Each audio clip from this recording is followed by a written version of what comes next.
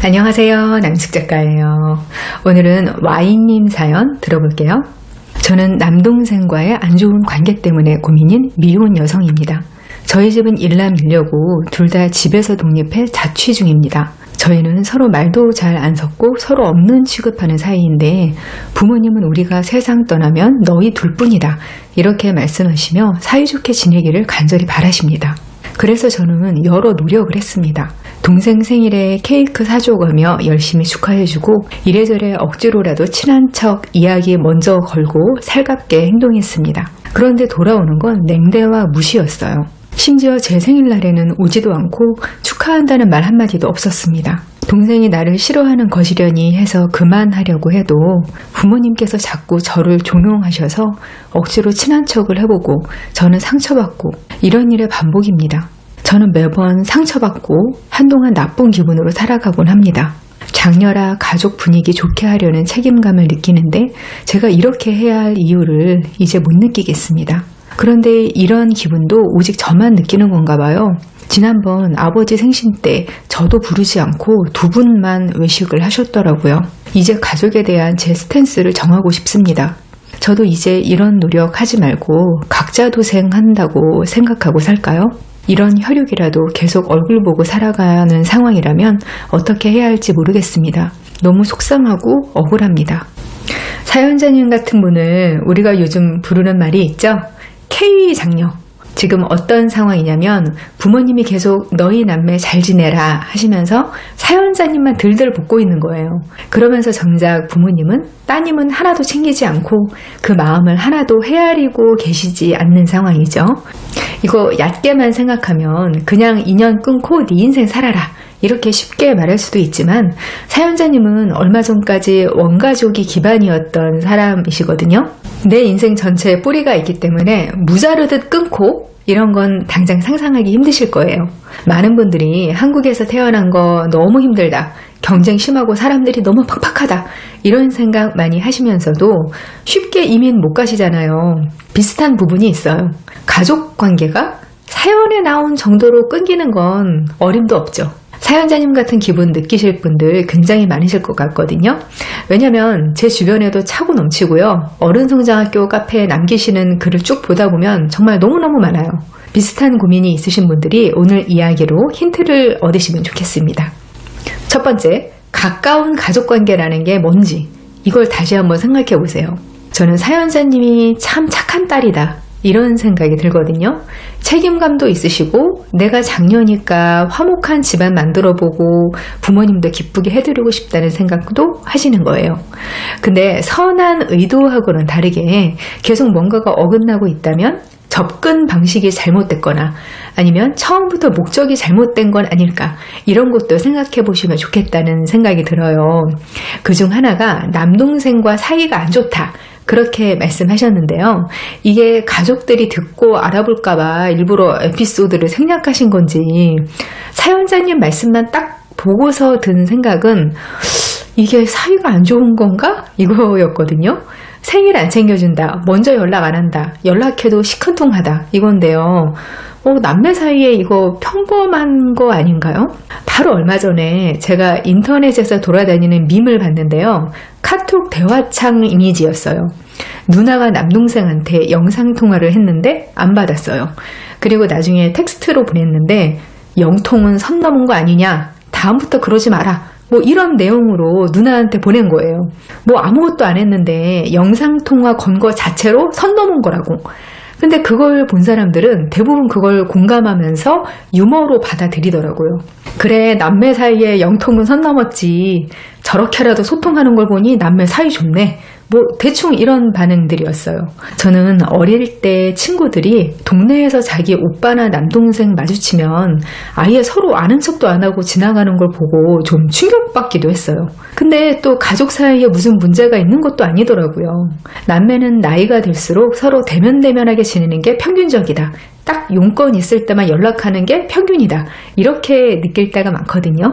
사실 자매들이 대체로 남매보다는 더 접촉이 있기는 해요.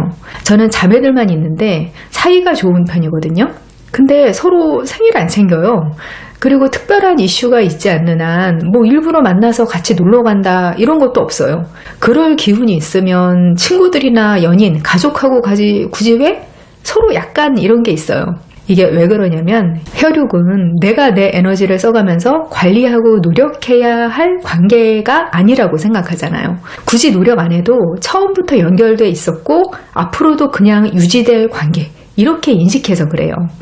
노력을 하더라도 그게 다른 사람들에 비해서는 훨씬 에너지를 덜 쓰는 그런 관계인 게 보통이에요. 저는 사연자님이 사이좋은 남매 관계라는 것의 기준을 다시 잡으시면 좋겠다는 그런 생각이 들거든요. 진짜 건강한 가족관계는 살면서 좋을 때보다는 나쁠 때 빛나는 거예요. 평소에는 공기처럼 서로의 존재를 잊고서 개인으로서의 인생을 잘 살다가 뭔가 나에게 안 좋은 일이 생겼어. 뭔가 타인의 도움이 필요한 일이 생겼어.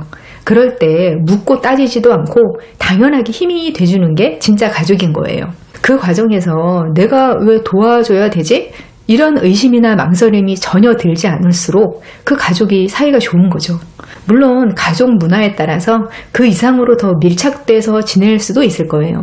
근데 평소에는 생존 확인 정도만 하고 살아도 저 가족한테 인생 사건이 생기면 내가 무조건 도와줄 것 같다.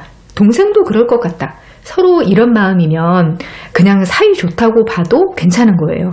굳이 동생분을 향해서 각자 도생 이런 생각을 하시면서 인위적으로 마음을 자르기보다는 그냥 나나 잘 살자 이렇게 생각하시면 좋겠어요. 두 번째, 사이좋게 지내라는 부모님의 말에 진짜 의미를 생각해 보세요. 사연에서 사연자님의 답답함이 느껴지는데요. 부모님이 종용하시니까 사연자님이 누나로서 연락도 하고 생일도 챙겨주고 그러는데 그게 일방적이어서 속상하신 거잖아요. 그리고 부모님은 니들끼리 잘 지내라 하시고서는 정작 본인 생일에 부르지도 않아. 이런 상황에서 허탈함과 모순이 느껴지시는 거예요. 근데 여기서 남매가 사이좋게 지냈으면 좋겠다는 의미가 사연자님이 생각하는 그 의미일까? 이걸 생각해보면 저는 아닌 것 같거든요.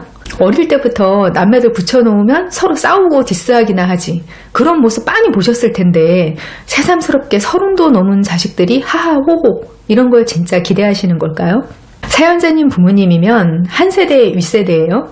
이런 분들이 생각하는 사이좋은 가족이라는 것의 풍경은 공동체로서의 요건이 갖춰진 전통적인 풍경이에요.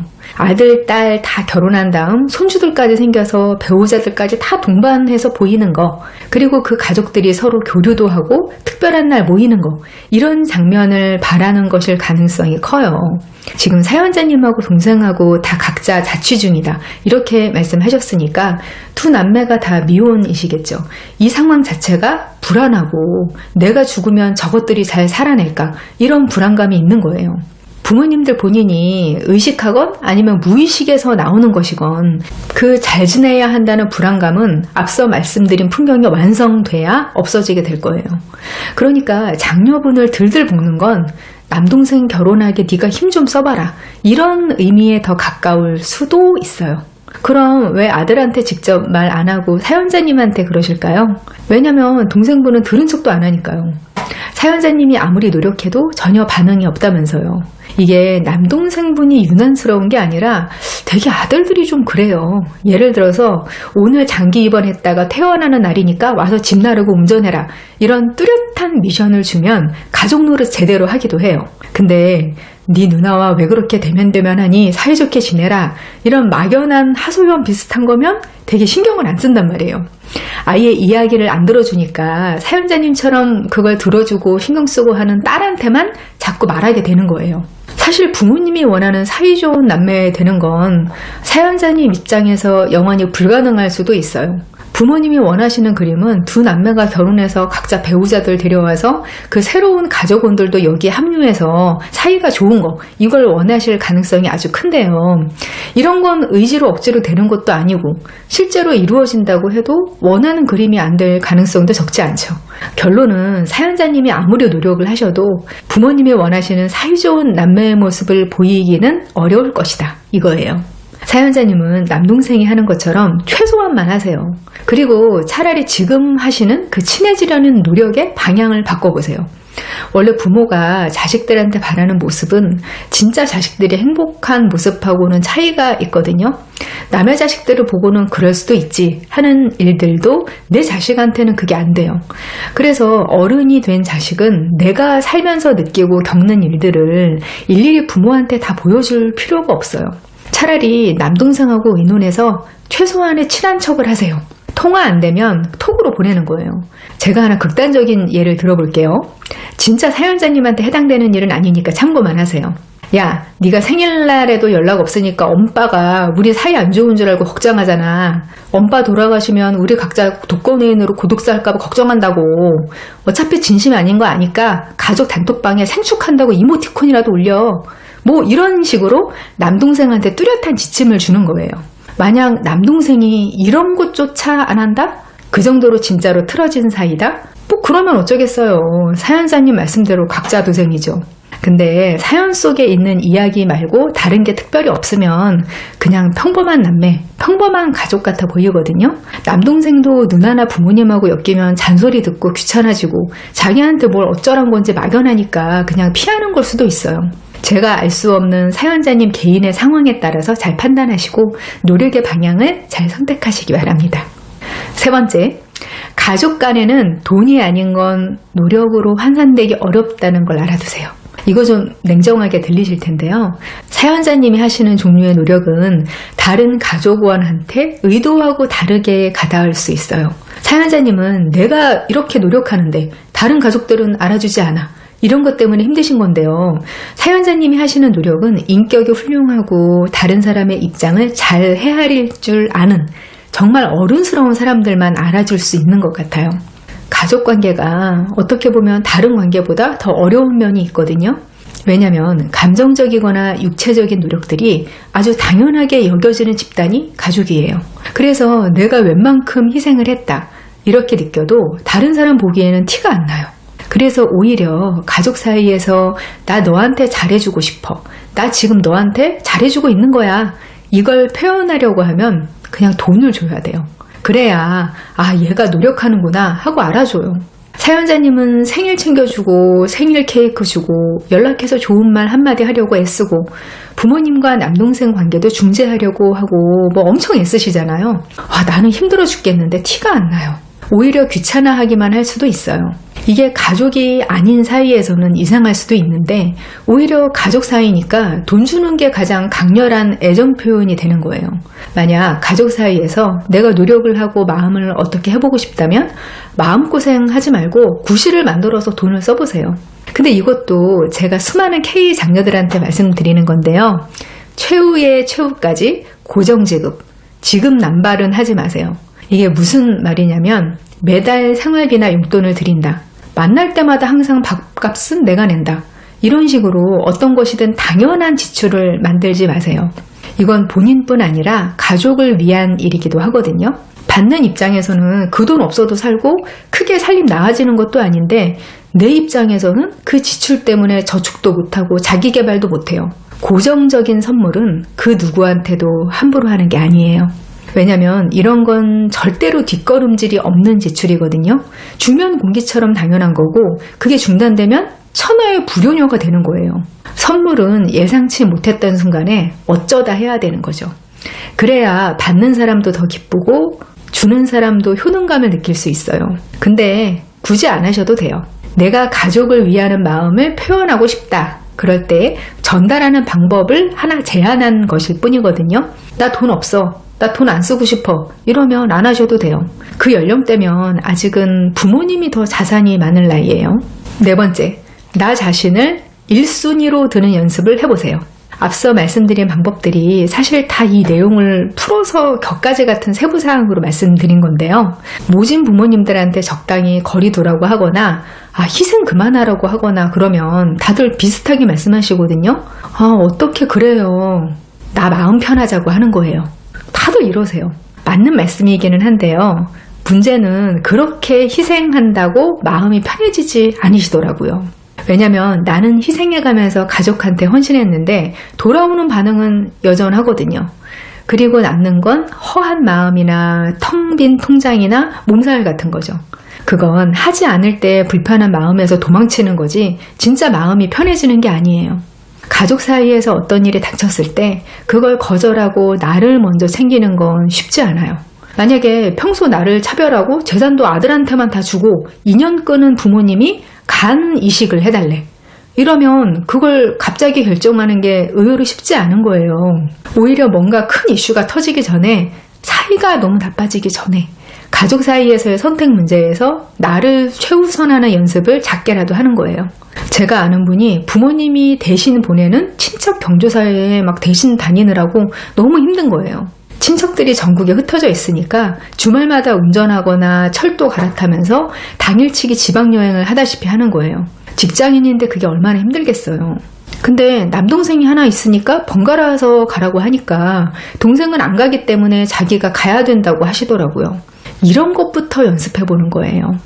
내가 안 가도 큰일 안 난다는 걸 평소에 알아두는 게 중요해요. 내가 힘들고 내가 가기 싫으면 안 가도 되는 거예요. 어떻게 그래요? 안 할 수 있는 방법 알려주세요. 이렇게 많이들 물으시는데요. 안 하는 방법은 딱 하나뿐이에요. 그냥 내가 안 하면 되는 거예요. 내 진심이 닿는 부분까지는 내가 헌신하는 마음으로 하고 대가를 바라지 않고 못하겠는 걸 안 하는 연습을 해보세요. 내가 어디까지 헌신할 수 있는가 하는 선을 미리 생각해 놓으시고 독립적인 존재로서 나를 바로 세우셔야 돼요.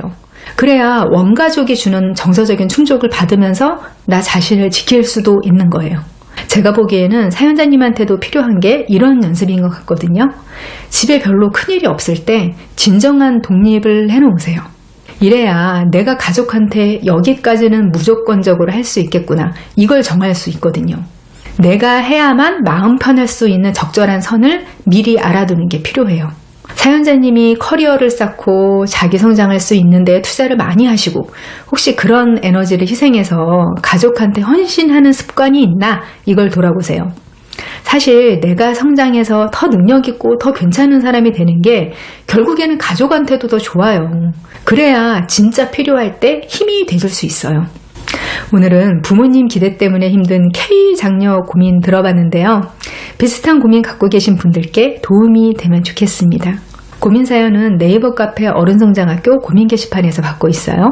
저는 다음 이 시간에 여기서 다시 만나요. 기다릴게요.